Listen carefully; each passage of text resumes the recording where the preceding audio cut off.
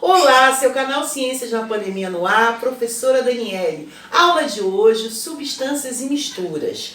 Nós vamos fazer uma aula prática aqui, um experimento, para mostrar para vocês a diferença entre combinação e mistura. Porque quando eu tenho duas ou mais substâncias envolvidas, eu posso ter a formação de uma combinação ou de uma mistura.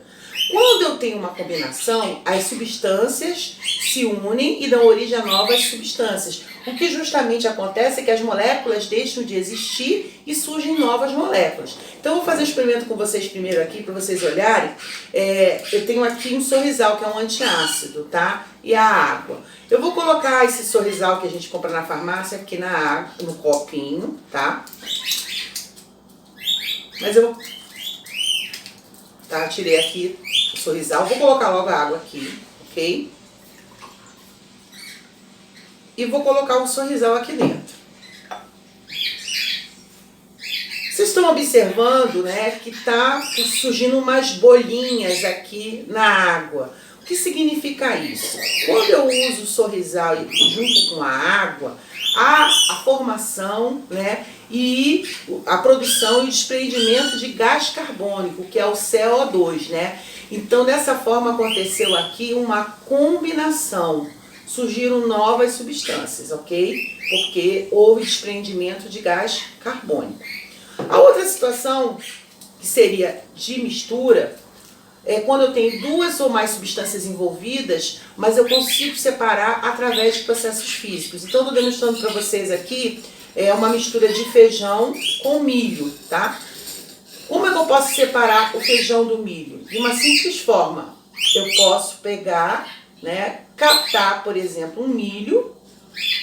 Quando eu tiro o milho daqui do feijão, o que vai acontecer? Eu estou fazendo um processo de separação, um processo físico chamado catação, e eu não vou ter nenhuma transformação, nenhuma formação de moléculas novas. Aconteceu apenas a separação da mistura. Então nós temos aqui uma mistura, tá? Então aqui uma combinação e aqui no segundo caso uma mistura. Bom, a gente vai agora trabalhar as substâncias, os tipos de substâncias que existem, e também nós vamos verificar a representação química dessas substâncias. Então vamos lá.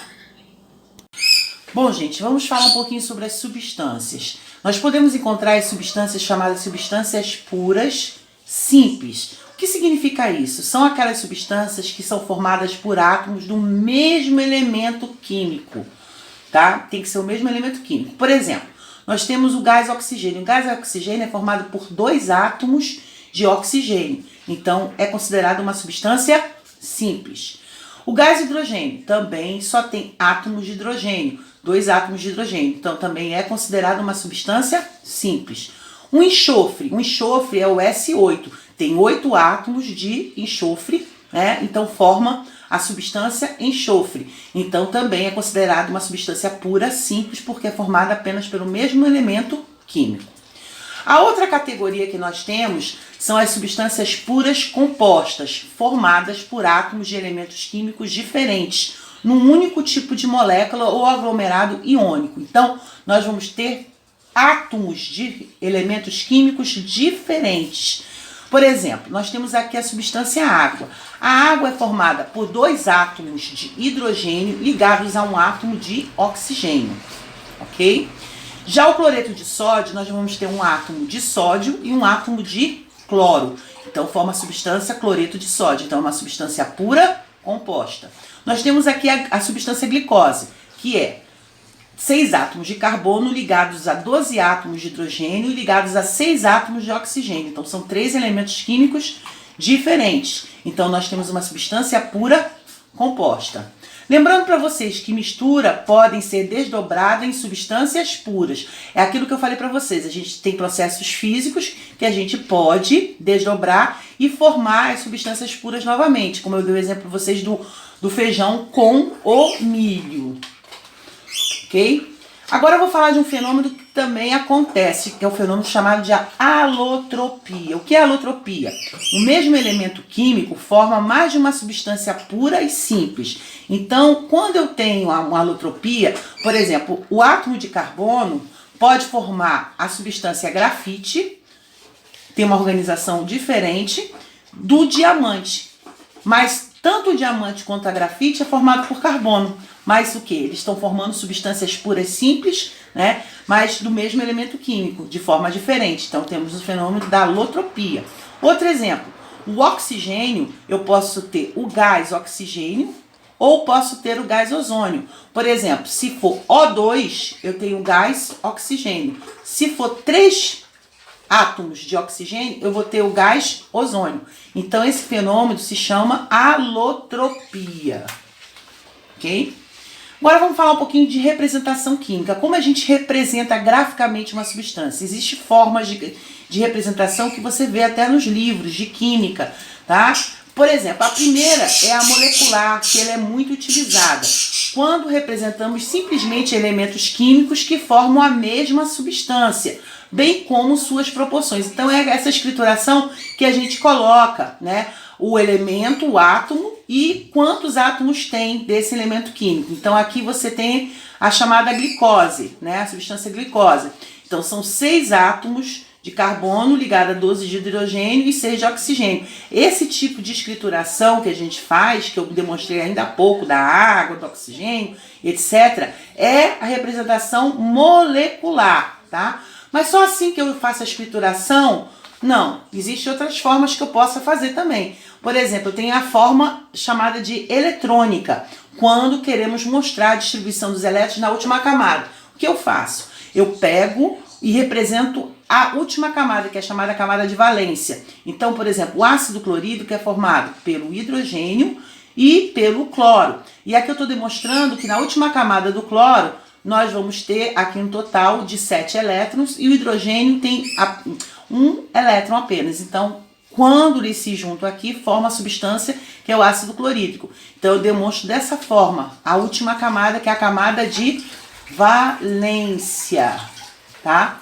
É uma forma eletrônica de você mostrar justamente a representação química.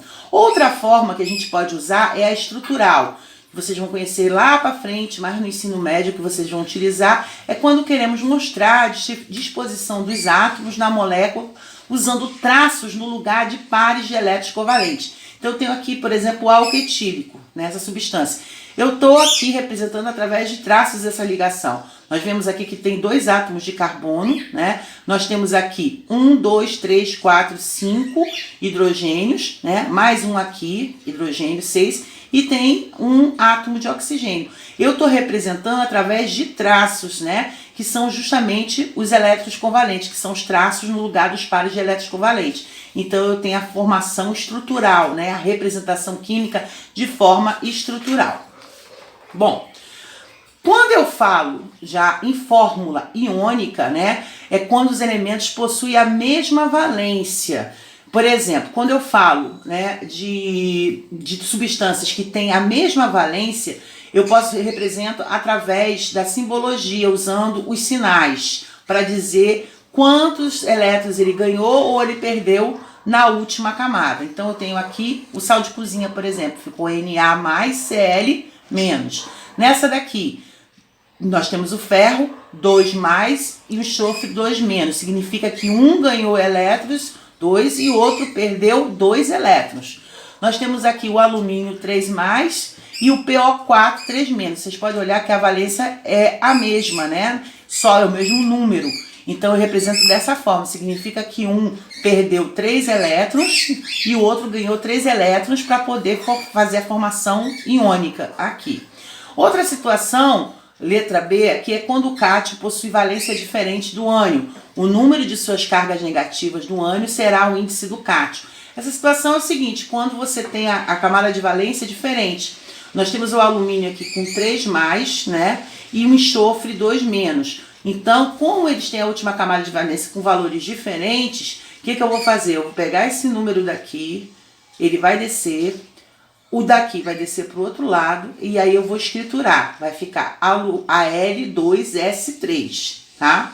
A mesma coisa, nessa situação, CA, PO4. O CA é 2 mais e PO4 3 menos. Então eu pego 3 do PO4, coloco embaixo do cálcio e pego 2A mais e coloco embaixo do PO4.